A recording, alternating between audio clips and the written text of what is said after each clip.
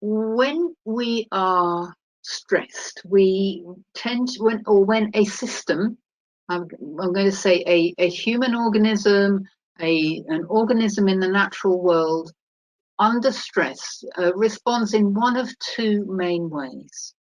The first is to become chaotic, as this image suggests, and the second way is to become rigid.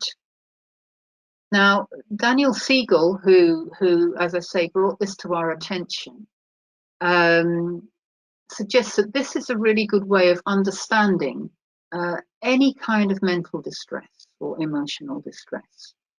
That we could see, for example, something like what's called bipolar disorder or psychosis, and I don't use that pathologizing language, but so-called, are examples of a sort of chaotic organization, chaotic response to stress. And the more rigid form might become anxiety or OCD or something that's presenting in that kind of way.